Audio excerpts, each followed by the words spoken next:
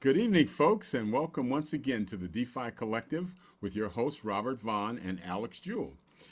This is the show where we discuss everything that has to do with decentralized finance, cryptocurrency, blockchain, stablecoins, Coinbase, Elon Musk, you name it, and we discuss it on the show. And today we're going to discuss three subjects. We're going to focus on stablecoins. We're going to talk about Coinbase. There's some big news with Coinbase, and if you have a Coinbase account, you don't want to miss this, believe me. Some of you may already know, and some of you may not, but we're going to fill you in. And also, we want to talk about Elon Musk's Twitter, the deal that was a deal, and now it's not a deal, but it may still be a deal. So we're going to talk about that a little bit and see kind of what it does to the stocks of the two companies and how decentralized finance is kind of fits in there. So without further hesitation, I'm going to get started, and we're going to talk a little about stable coins. I'm going to tell you if you're not familiar with what a stable coin is, and also I might add that our email is show@thedeficollective.com. Show@thedeficollective.com. Let us know what you think. We love to have the feedback. You know, maybe there's something we should cover a little more. Maybe there's something you feel like we wasted your time. Let us know. We can take it. We're big guys, okay? Okay. Well, stablecoins. Stablecoins are called stablecoins because with cryptocurrency having a much smaller market cap than, say, something like the dollar, they tend to be a little more volatile and tend to react a little more aggressively to market fluctuations. If somebody buys a lot, if somebody sells a lot, because the percentage that's transacted is a bigger percent as opposed to something like the dollar. If Alex spends a billion of his dollars on something, it's hardly a ripple in the pond because there's $1 trillion out there or more. But if he spends a billion in crypto, then it's going to shake up the market, kind of like what somebody else is doing, who we'll get to a little later. It affects the market in a much stronger way. So stable coins, what they are is an attempt to create a cryptocurrency that isn't as volatile. And the value is pegged to a fiat currency, which could be the dollar, it could be gold, or there's a new sort of peg called the algorithmic stable coin, which adjusts the sort of like the money supply. It adjusts the available amount of stable coins using an algorithm, a smart contract, to maintain a value of $1. Because it's important because the main use of stable coins are on cryptocurrency exchanges.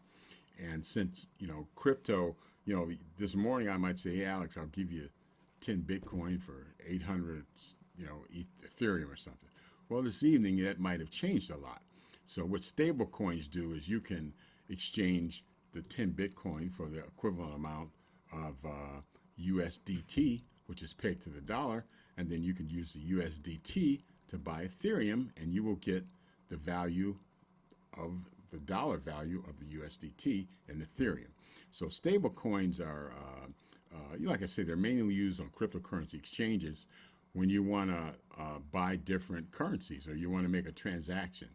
You want to, maybe get a loan or something. Sometimes it's better to use stable coins than your cryptocurrency because the value will stay the same. So Bitcoin to USDT, you can't, USDT to Bitcoin, because I believe Bitcoin you can't exchange for dollars. Is that what it is, or is that how it goes? Well, when you're dealing in there's kind of two different types of exchanges, right? There are exchanges where they have a money license, right? There's Mm-hmm. exchanges where you can exchange Right, directly right. for US Okay, dollars. okay. And those exchanges have some sort of source of fiat and they have some sort of source of Bitcoin, and they're able to exchange that. There's other exchanges though that don't deal in US dollars at all, right? And those Mm-hmm. exchanges only operate in terms of what's known as an alternative trading platform. And Okay. so when you're operating as an alternative trading platform, you usually don't have a money license. And so you have to operate only in digital assets. In other words, if you have any stability on the platform, it's usually coming from the use of stable coins instead of fiat currencies like US dollars. Okay. Okay. Now, stable coins, they're very useful. There's arbitrage that takes place in the cryptocurrency world, just like in the dollar world. And a lot of times, when you're dealing in arbitrage, things happen like really, really quick. Like split seconds sometimes. Yeah, Because what you do in arbitrage, you try to take advantage of price fluctuations in coins on different exchanges or whatever, so that you can make some money. You make a little money, and right. if you're smart enough and know what you're doing, you can make a lot of money. If you're not, you can lose a lot of money real quick. So, like playing the lottery, you may win big and you may lose big. So, Right. hopefully you'll educate yourself. And I think their arbitrage transactions are faster and they're also cheaper on because they don't take as long, and Yeah. therefore, you can, you may have a position, with a cryptocurrency that may change over an hour, and if it takes an hour, well, you're not in the same, ballpark you were before, so that could be a problem. So, Right. Alex, tell us a little bit about. There's a stable coin I heard about, Luna, that had some problems. Now, these coins are Yeah, a little bit of a a problem little there. bit Yeah. of a problem. They're designed as stable coins, but from time to time they become unstable because of like anything else. Like when a stock, if somebody says, hey, you got AT&T, it just went down 30%. Well, I'm not going to wait till it goes down 60%. I'm going to sell it right now and cut my losses. And I think a lot of times with stable coins, when they start to go down and people sell, they go down further and further. Yeah. And depending upon how they're supported, if they're pegged to gold, or if they're pegged to a dollar, that might be different than if they're pegged to another coin using an algorithm. So Right. tell us a little bit about Luna, or just in general, what happens when stable coins become unstable. Yeah, because there's these two different types, yeah, for all intents and purposes. There's kind of two ideas here. There's stable coins that are pegged one-to-one Mm-hmm. to hopefully dollars, but in cases like Tether that we've talked about before, it's a variety of assets, right? And they Mm-hmm. claim that it's over collateralized, Mm-hmm. and that's what maintains stability of that dollar. Now, when you talk about algorithmic stable coins, they're usually actually under collateralized. In other words, there isn't a one-to-one relationship with any sort of asset that gives it that value. In fact, it uses this careful balance of supply and demand within liquidity pools, usually, to try to maintain stability of the price. Right. Okay. Mm-hmm. And they hope to incentivize by having that. They hope to incentivize in order to maintain that. And what I mean by that is they hope to incentivize people to burn one asset or the other in terms of that careful relationship between a stable coin and the network token or the utility token by the platform. Okay. They want them to burn one or the other to maintain the supply and demand relationship that keeps it stable. Right. So Stable. Yeah. Okay. that's sort of how they maintain their peg. This is called a peg when it's pegged one-to-one to Okay. a dollar. And so in the case of Luna, for example, the idea is that if it starts getting to be more than a dollar, then you can burn to get it back down. And if it starts getting less than a dollar, then you can exchange to sort of bring it back up. And it maintains this relationship by this careful balance, by algorithms determining where it is, by this careful balance of incentivizing people who are on the network to take action to maintain its value. It incentivizes one direction or the other. Of course, it also often incentivizes arbitrage because you can, if you tip the scales enough, then all of a sudden you have an avalanche coming down a mountain, right? And that is something that people can profit off of greatly.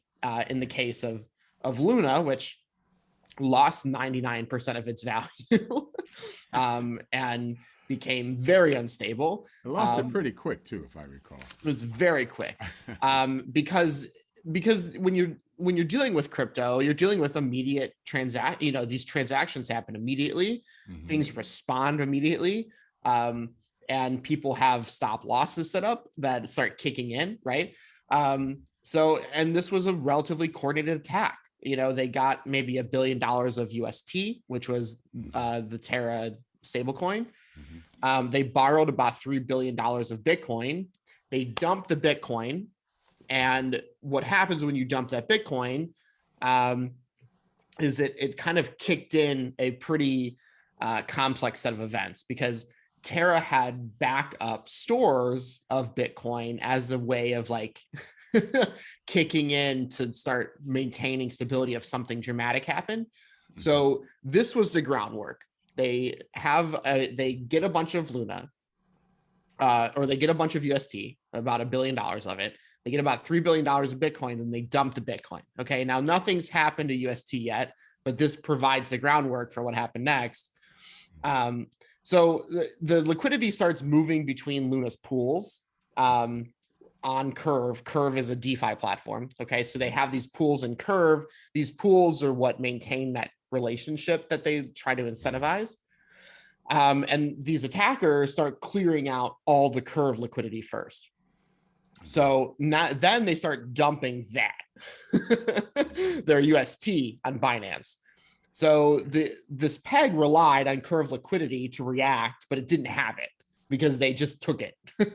So Luna starts selling its Bitcoin stores to try to restore the peg instead, but the market is plummeting because you just had billions of dollars of Bitcoin dumped. That created an avalanche effect, right? A domino effect of other market panic.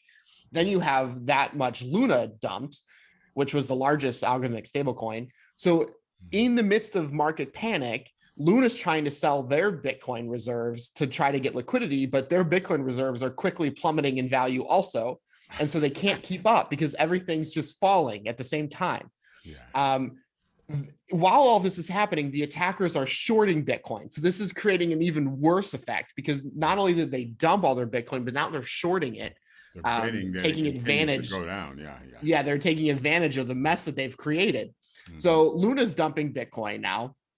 The attack. Oh, also that's the other part of it, right? Is that Luna is also dumping Bitcoin to try to get liquidity. So amidst all of this, everybody's dumping Bitcoin. So everybody's losing value. And so they're shorting it. This is sort of setting the whole market into a death spiral, including the UST, right? And now the stable coin doesn't stand a chance amidst all of this, making it impossible to restore the peg. So suddenly there's a bank run on the DEXs, the decentralized exchanges. I mean, they don't have liquidity all of a sudden because all of their reserves are now plummeting in value, and everybody's trying to exchange and nobody can keep up. Oracles are going down. So like prices are changing between markets. So people are arbitraging everywhere.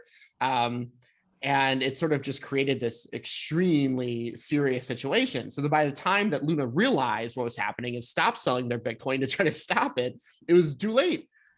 So ever since then, they've been trying to push forward community, they've been trying to push forward new governance protocols and things to try to fix it. They've been trying to get funding to try to fix it that way. Just sort of created a mess. And so what this showed, what it highlighted, is that algorithmic stablecoins, especially ones that are designed to be a Ponzi scheme a little bit,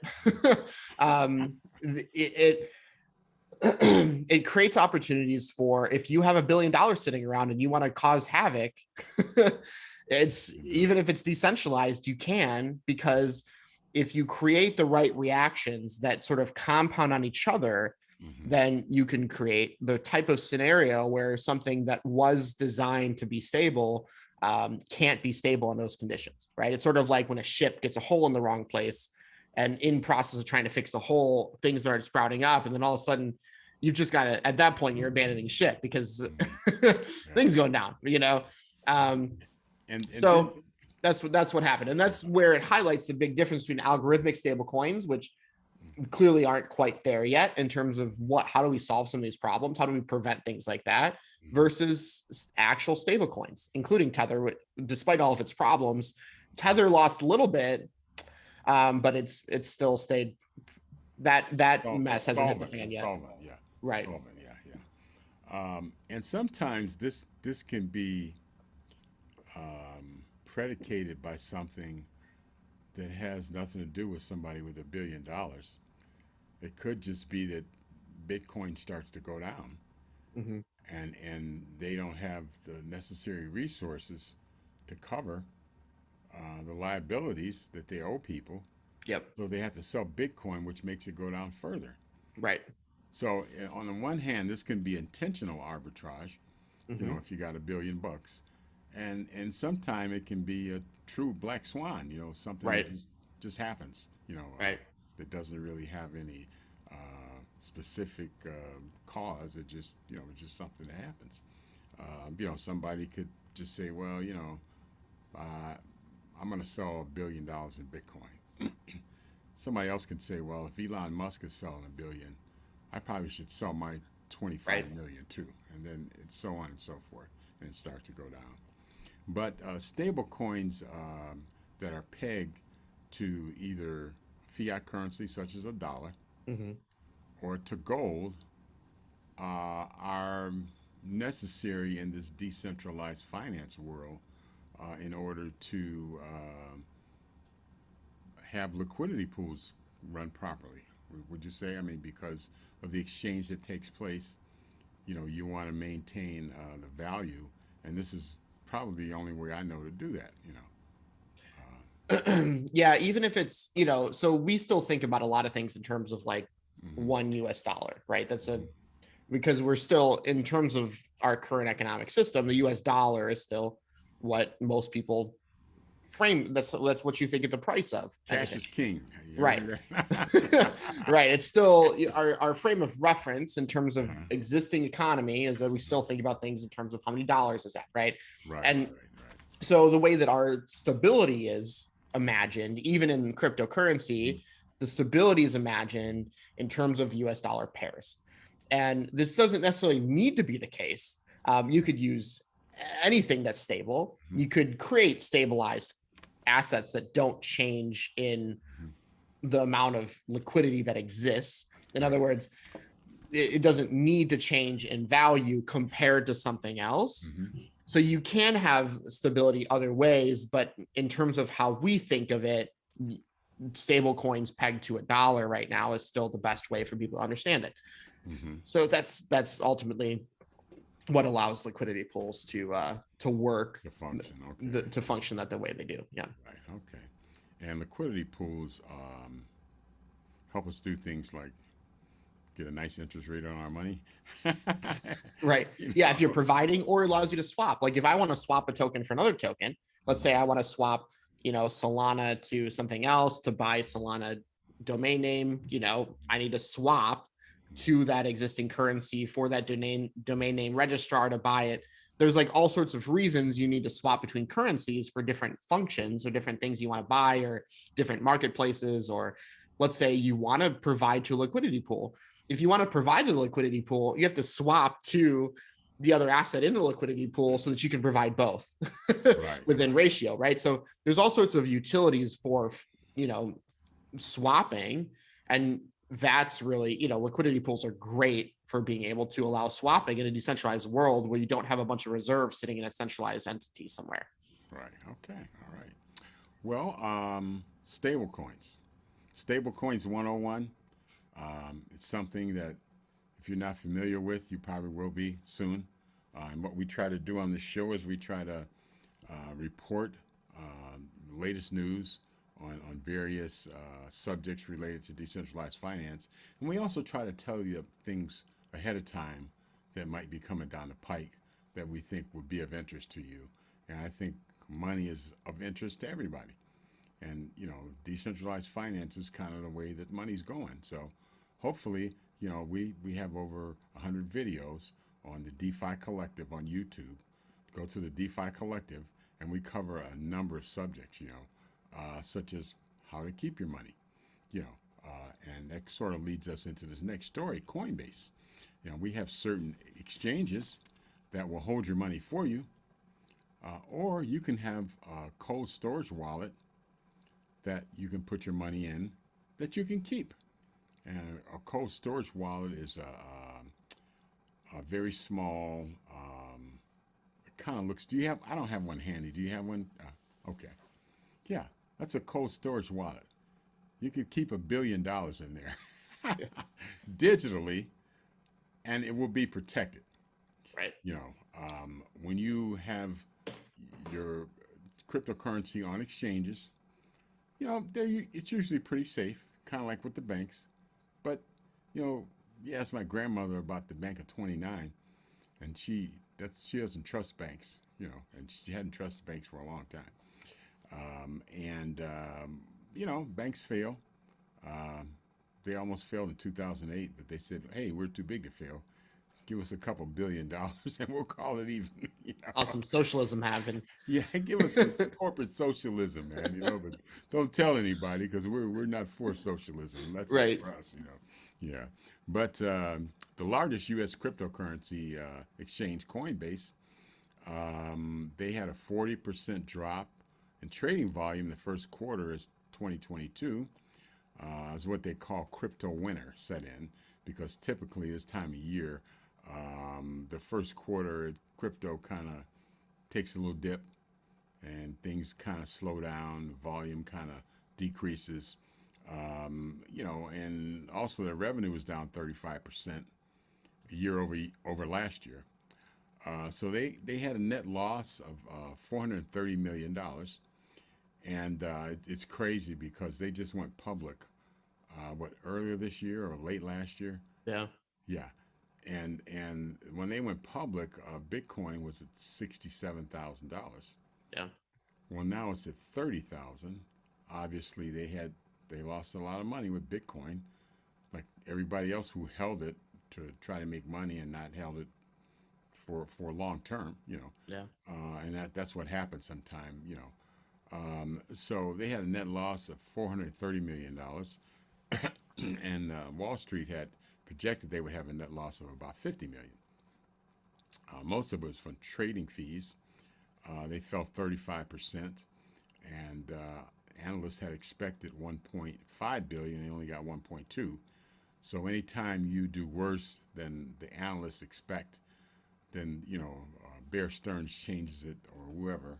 Right. Goldman Sachs will take that buy sign down and put a sell sign up. Right. And when they recommend it for sell, that means they think that the price is going down. And then you have, like Alex talked about earlier, you have arbitrage, short sellers will say, yeah, it's going down, man. I think it's going to go down even further, and they bet that it's going to go down.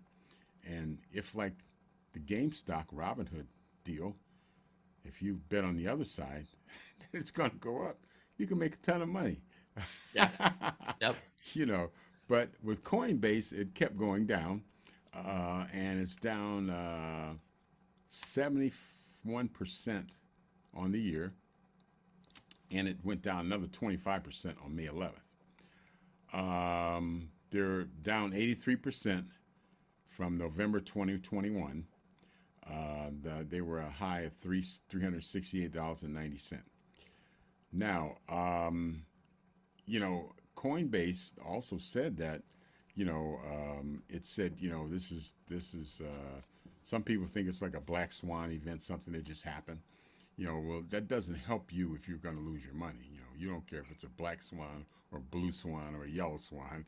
Yeah. The bottom line is, you're going to lose a lot of your money. But here Bitcoin was at 67,000, right about the time they went public, and it's down. So they have a large portion. I think probably 20% of their money in Bitcoin. They have most of it in dollars. So they took a heck of a hit. And they said that they're taking a long term perspective and they're not really concerned. But that's what most people say before they go flat broke. It says, oh, just hang in there, it'll come back. Well, it never comes back. Yeah. So, and they also said that the crypto assets that they hold in custody could be subject to bankruptcy proceedings, and as such, customers could be treated as general unsecured creditors. What that means is that you could lose all your money if you have it in Coinbase and not in a cold storage wallet like the one Alex has. Right. So the one thing you want to do is go back to our show at the DeFi Collective on wallets and how to store your money, and we will explain to you how to take your money from Coinbase and put it in this cold storage wallet. Yeah. When you have it in a wallet, it's secure. You can't lose it through a bankruptcy proceeding or anything like that. And it's crazy because people always thought that if a crypto exchange went bankrupt, that they wouldn't lose their money because it's cryptocurrency, it's digital currency, and it's on a ledger. But that's not true. When you give up custody of your assets to someone else and they screw it up, then you're at the mercy of them screwing it up. Basically, is what it boils down to. Would you agree, Alex? Right. This is the I mean, it's interesting that that it was responded to as strongly in this case. It kind of, I think a lot of the headlines kind of latched on to it because I think just in terms of the market sentiments anyway, I think it was kind of a part of a perfect storm for Coinbase. All this was coming out. They also, and this really came out in a mandatory SEC filing. Mm-hmm. So they had to file 10Q or whatever. And they introduced a new risk factor. Just as a mandatory part of SEC filing is introducing risk factors that this company, through discussions with regulators, are essentially told you need to introduce this into filing so that all of your shareholders are aware of risk factors.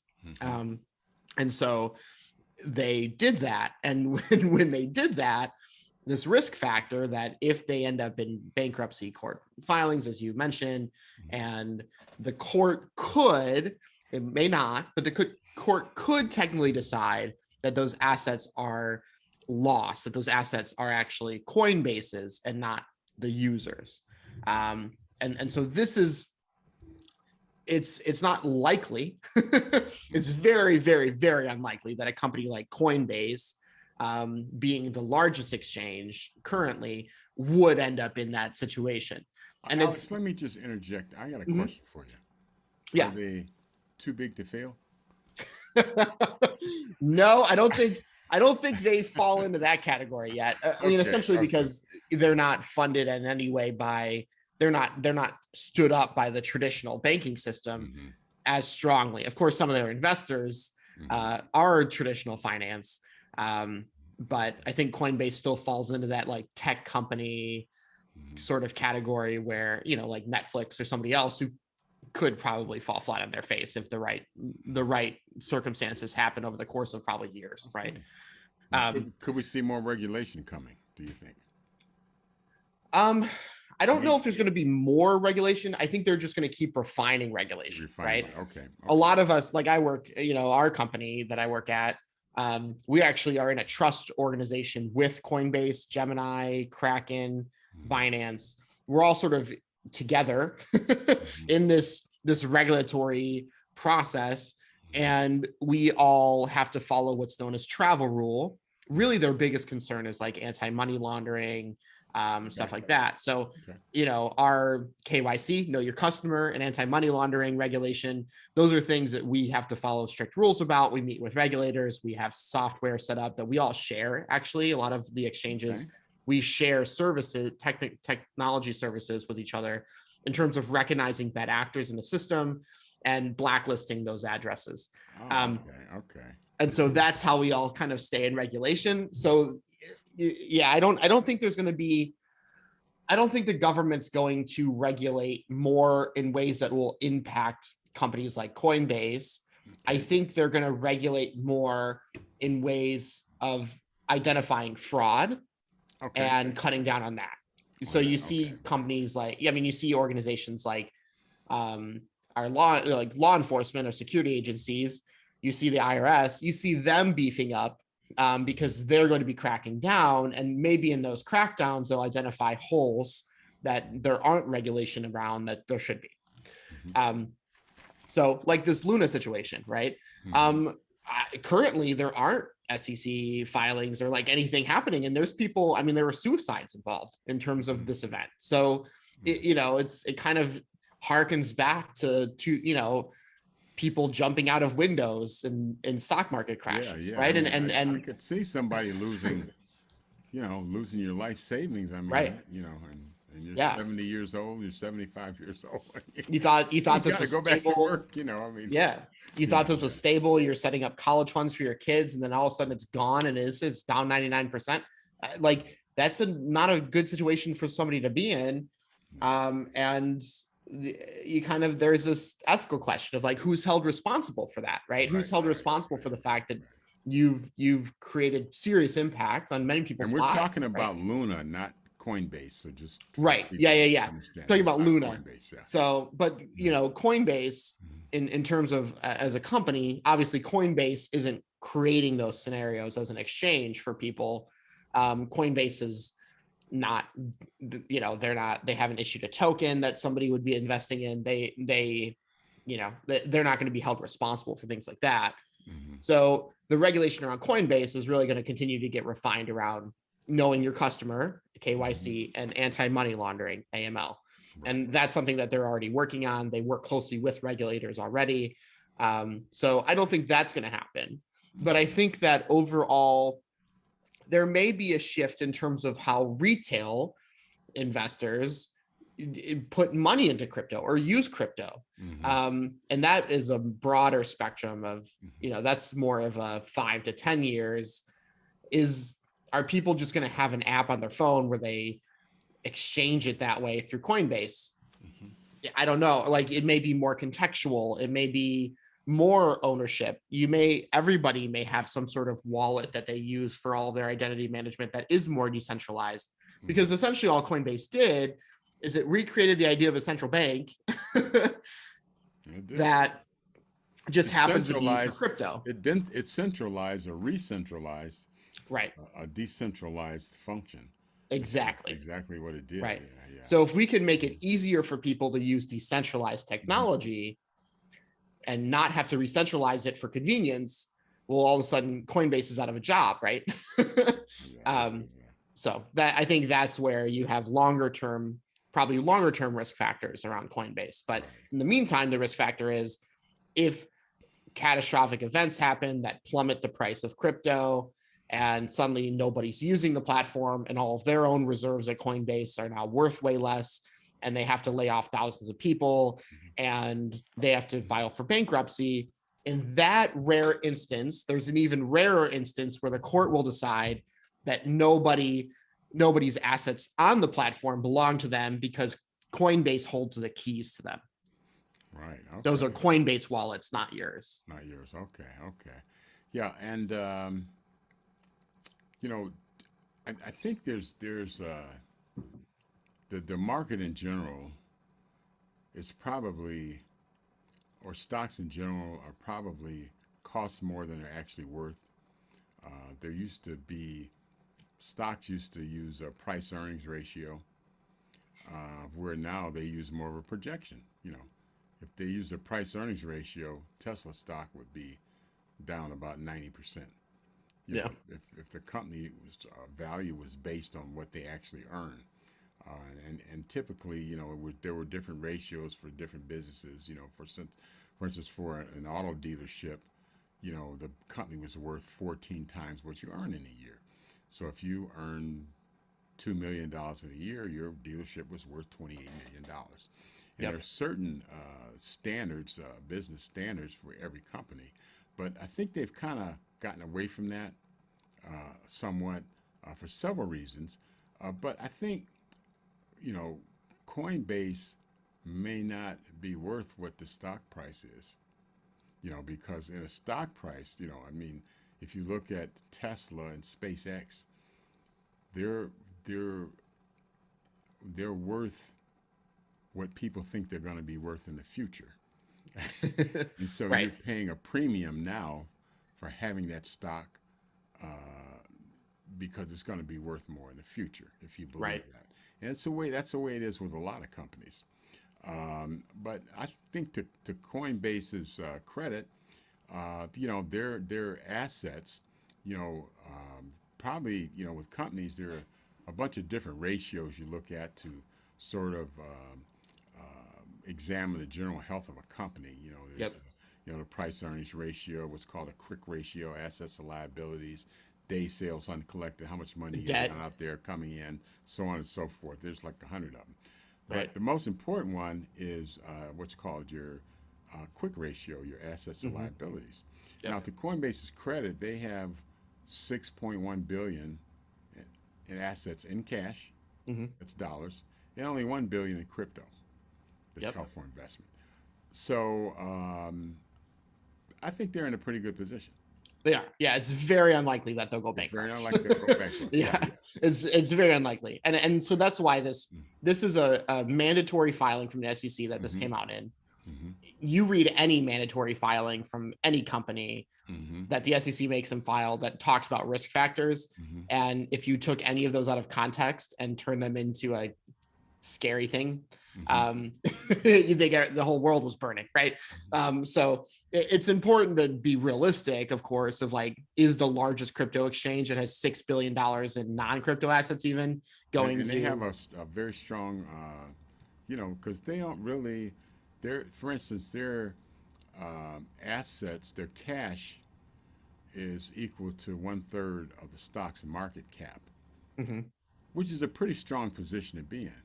right? It's You much know, better than much better than most of the yeah. top 10 tech In a bank, stocks, the cash is about 1/10 right?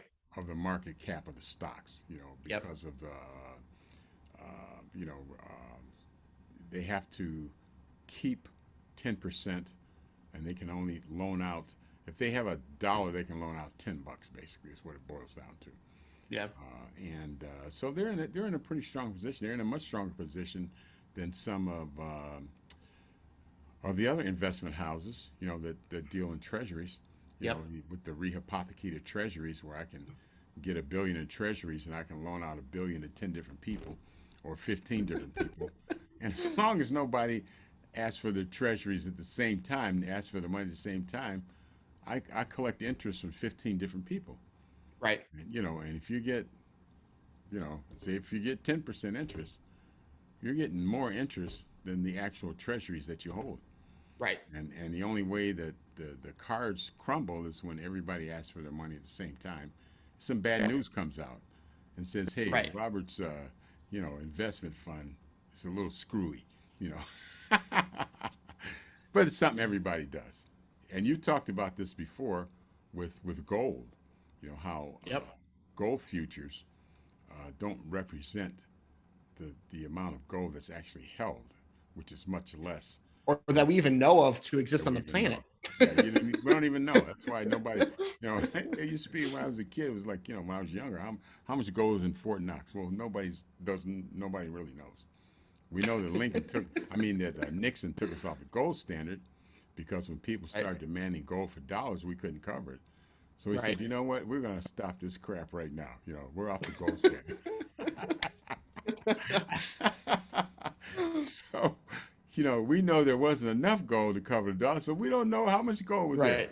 It could have Modern been. problems require modern solutions. Yeah, yeah. So he said, now, the standard that you're going to be on is the faith and trust of the United States government. Right. Back the dollar. And Yeah. that's what we've been on since 1971. And he said, well, we got to find some way to create real money. He said, well, credit. We'll start. Well, that's why they had to add "In God We Trust" in the money in the 50s, because they got worried. Yeah. So, like, we're gonna need some help. Yeah, we're gonna need some help. Yeah. So I think all in all, Coinbase is in a pretty strong position.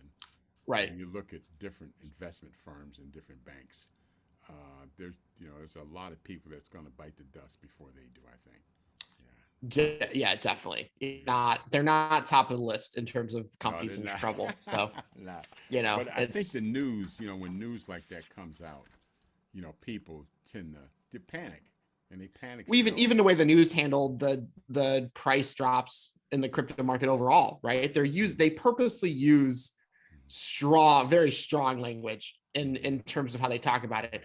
And sure, like in terms of the US dollar pairs, for things like Bitcoin and Ethereum, even we've had significant drops over the course of this current cycle. And we've been here before. Like, I mean, for some people, it maybe if people have gotten into crypto in the last like 2 years, they're like panicking. But the reality is that these are huge building moments. Every time we have something like this, before 2016, people were starting to work on smart contracts. And that's really where 2016, 2017 hit, where you had the ICO boom, the initial coin offering boom. Suddenly you had a huge expansion of actual crypto apps that were running on Ethereum and solving new problems beyond just thinking about currency. And so that was the ICO boom. And then kind of had another dip for some time where things were really quiet and prices were down. It was just the builders heads down building stuff. And all of a sudden NFTs hit. And then all of this institutional interest hit. So now companies like mine exist. Now, NFTs are still blowing up every week, every few days. I see new large projects and people buying into them. And so, like these are in these moments where a lot of people who kind of were just probably in it for the wrong reasons anyway, to be honest, when they leave, that's the quiet space where people build the next chapter of like, well, okay, what's next? What are the new problems we need to solve with this technology? How do we integrate this more seamlessly? How do we solve some of these problems? And so in these moments, when the headlines are like, crypto is crypto dead, in these moments is when like, we're still nothing's changed in terms of the office, like we're still working, And so. I think when people, and I think financial people know, I mean, they know how Coinbase is collateralized. They know, what their assets to liability ratio is. They know that they don't really have a whole lot of money out there hanging like a lot of companies do, because they don't really sell a tangible product. They sell a service. One of the advantages of selling a service is your day sales uncollected is pretty low. Because you're getting, unless you loan money out, I mean, you pretty much don't have a lot of money out there hanging. You don't have, the money that people have to pay you in before you can, you can move it from one side of the balance sheet to the other. So I think they're in good shape, better shape than a lot of places. Yeah. And in terms of like, overall, obviously right now, there's market uncertainty. There's a lot of things. I mean, you look at the car industry right now. I mean, something a ton about, like Carvana this week laid off 2,500 people over Zoom. And at the same time that they spent $2.2 billion on an acquisition, but they're building new Carvana towers and all this stuff, but they're claiming that there's a supply issue. Of course, we know this. There's a huge car supply issue. Good luck. If you want to buy a car right now, good luck. You're going to wait. It's like furniture, right? Any new furniture you try to buy right now, you're waiting like a year. So hopefully it's furniture you'd like in a year. Oh, it's crazy, because we just bought a new couch, a sectional. And they said, well, we'll have it for you in 2 months, 90 days tops, about 6 months. About 6 months. That's the thing. They're also lying. They're doing a lot of lying about how long you're going to wait, because it was the same situation with our couch. They said it was in stock. They're like, it's in stock. It'll be there. We're like, okay, no worries. 9 months later. And they keep your money, because they use your money, which is not probably an indicator of good financial health for a company to keep your money for 6 months. Yeah. 9 months. Yeah. That many months where you're not getting any, because I emailed them. I was like, hey, with some of these delays, is there a discount or something? Like, nah, best we can do is just cancel it. And I was like, well, we still need a couch to sit on. Sort of like me. Yeah. So that's good. So overall, you're having a lot of supply issues. You're obviously having inflationary concerns. The Fed hasn't actually fixed some of this yet. There's still they're probably going to have to cut down harder. That harder stamp is probably going to, hopefully they're going to crack down harder on the market and fix interest rates and things like that. And if they don't do it, that's worse. And But I think another problem too is because of the shrinking of the middle class. The average price of a car now is $42,000. yep, Of a new car is $42,000, and the pool of people that can afford to buy that is shrinking. right, That's why you have so many people. 70% I read the other day lease cars right, because you can't afford to buy it, but you can afford to make a $500 a month payment right, 3 years and then give it back and have the utility of a car. But right. that's one thing. We talk about capitalism and how the concentration of wealth, at the upper end, and one of the bad things that happen is that there's no middle class. When you pay people $12 an hour, and you say, well, here, this car is 42 grand. Yeah, You have to work like 60,000 hours to make yeah, it pay. And the right. reason, the thing that really helped get this economy going, in I believe it was the early 30s, mid 30s, when Henry Ford paid his workers $5 a day, where the average automobile maker was making about 95 cents to $1 a day. He paid him $5 a day, and he said, well, why do you want to do this? He said, because I want them to be able to buy what they make. Yeah, And because of that, they bought Fords, and they produced more, they expanded, they hired more people bought more. So that's why it used, for a long time, up until probably the 60s, probably up to the 60s or 70s, was felt that, it used to be a saying, so goes General Motors, so goes the economy, because the automobile manufacturers, 1 in 5 jobs in manufacturing was tied to the automobile, yeah, steel, rubber. I mean, we have whole cities in Ohio, that came up because yeah. of cars. Akron was the rubber Toledo, capital of the yeah, world. Yeah. Toledo, the Yes. glass city, Hmm. and there are more auto plants in Ohio than any place in the world other than Detroit.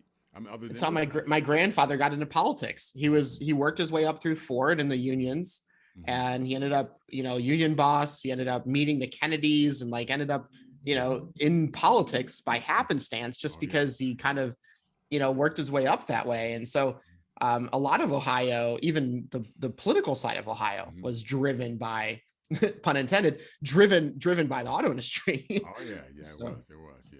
And the union, just a word on unions, it's kind of getting back to that. You mhm. see there was a union at Amazon and Yep. now at Starbucks.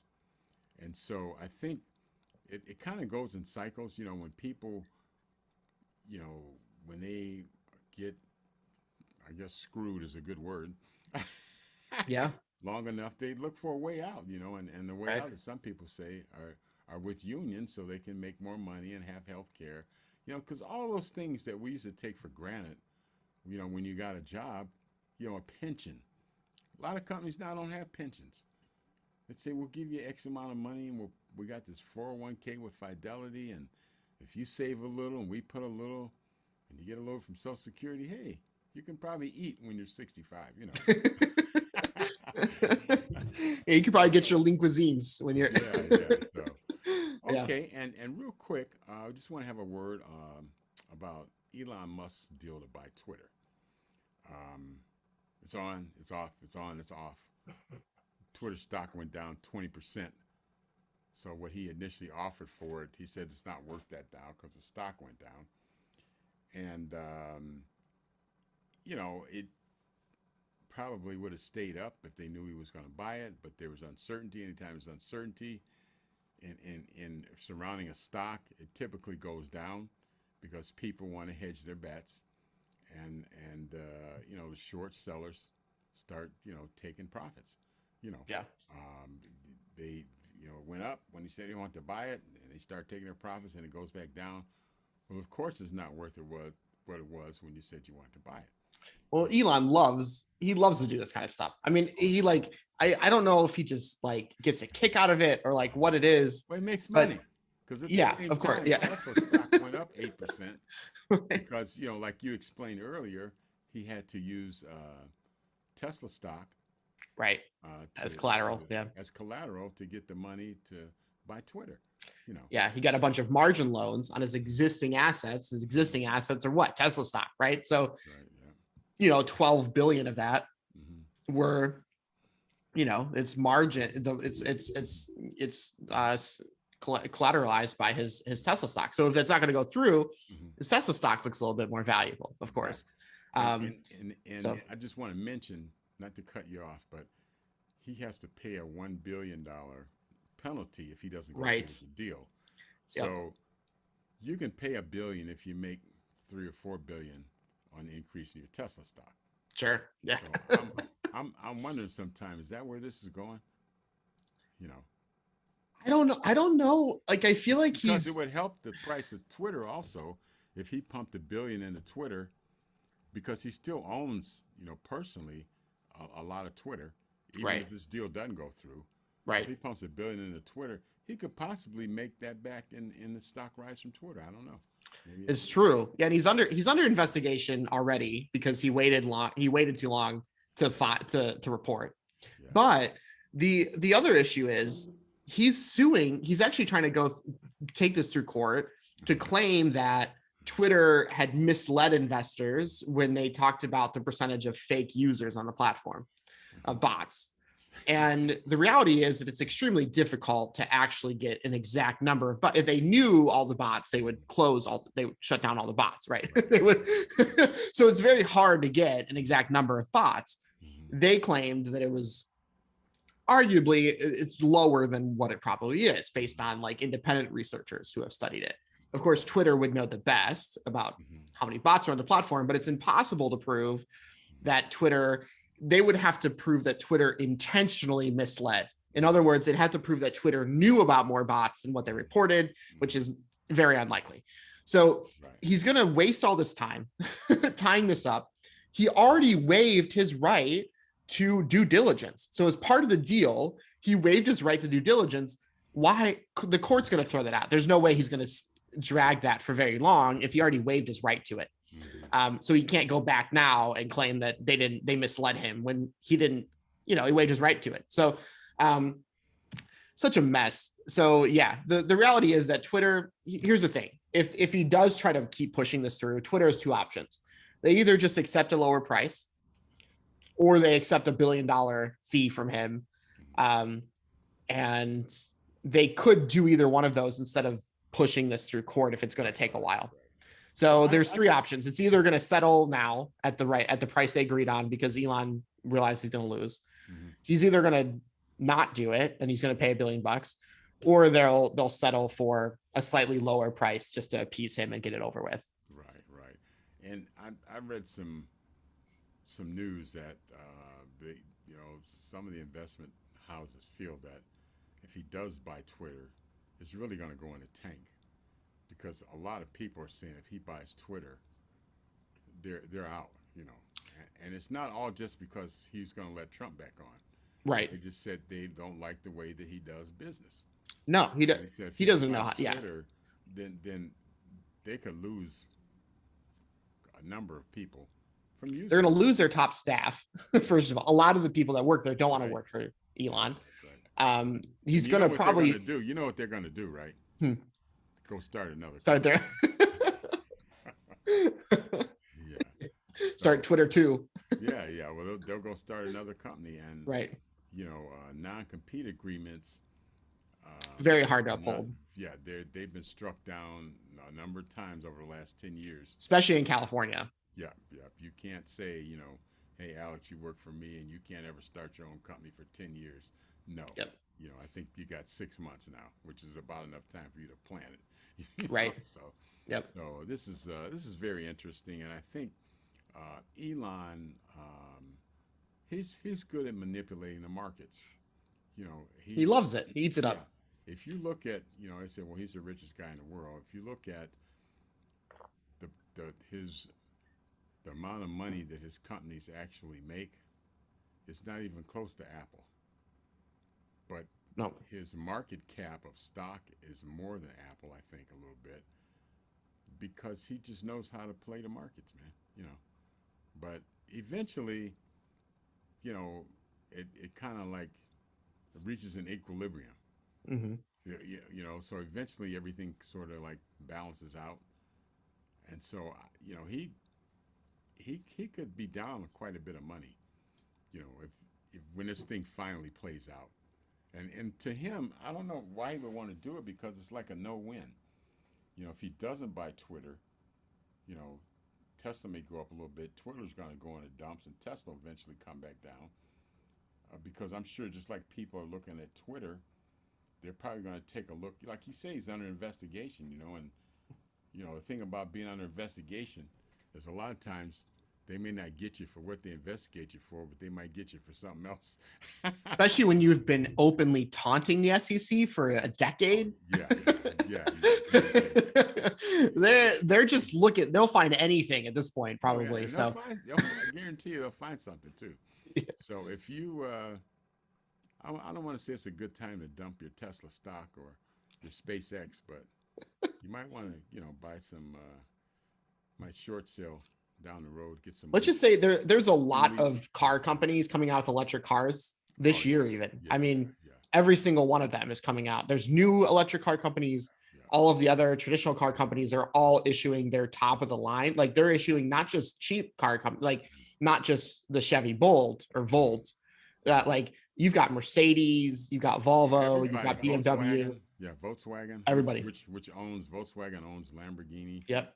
They own who else do they own? BMW.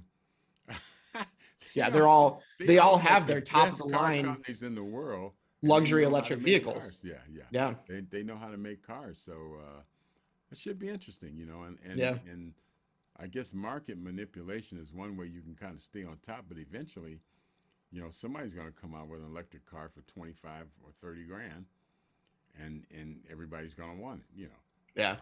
But even in the luxury market, if enough people who might have gotten a Tesla 2 years ago Mhm, see the new Mercedes or the new BMW, mhm. Yeah, they might want that instead. yeah, people typically people that buy BMWs, Mercedes, Hondas, Toyotas, um, BMW, they have the strongest brand loyalty, Yep. and Yeah. they'll buy another one until they're convinced that it's not as good, and they'll still buy them. But they Right. have extremely, you know, like people that buy BMWs. There's not another car you could show them. You know, you Right. could show them an Yeah. AMG, Mercedes, or anything, and it's just not another car you could show them.